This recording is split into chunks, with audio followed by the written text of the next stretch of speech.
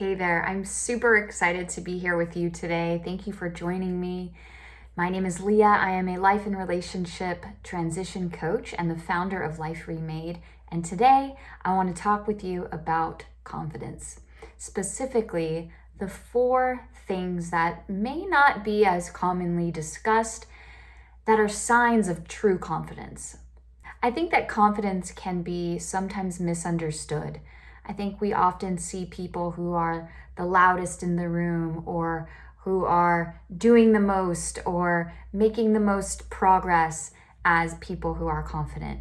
And this is not necessarily the truth. In fact, I have 4 things that I wanted to touch on today that are much more signs of someone who fully trusts themselves and their experience in life. And why I phrased it that way is because when I think of confidence, I think of trust. Confidence means trust. To be confident in someone means that you trust someone. And so to be confident in yourself means that you trust yourself. The first thing I wanted to touch on is presence. Presence is a sign of true confidence. And why I'm saying this is because when you think about people who are constantly future tripping or thinking about what's going to happen next, there is a lack of trust in the here and now. And when you also think of people who are dwelling on the past, there again is a lack of presence. And so to bring everything to where we are at and to be fully immersed in the moment by moment by moment, this is a true sign of confidence. This is saying I don't need to figure out the next steps all the time, and I don't need to replay and ruminate over everything that's happened in the past because I trust that I can be here now. And presence can be something that you practice and work towards. There's some mindfulness techniques that you can do each day to help you to come back into presence.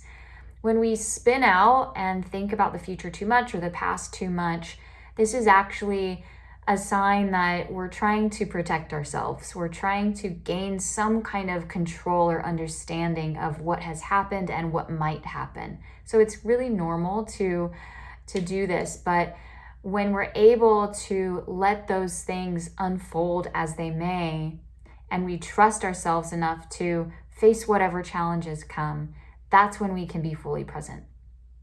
So true confidence looks like presence.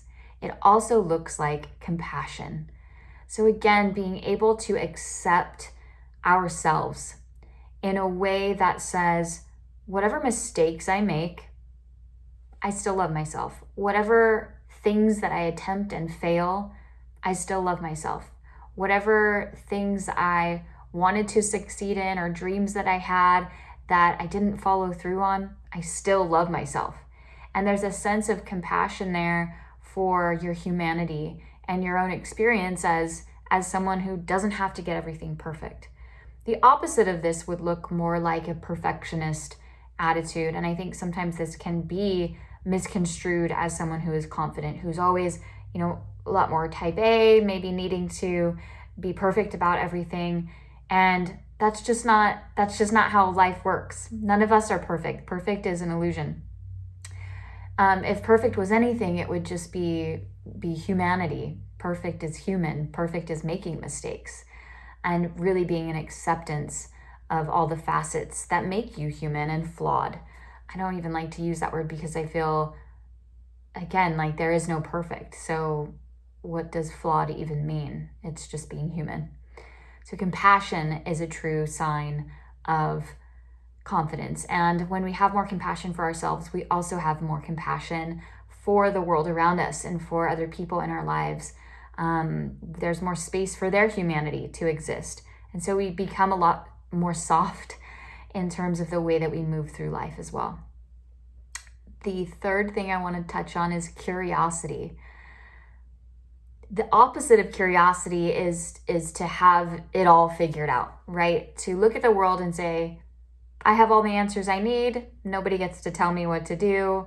I don't seek out any kind of extra information.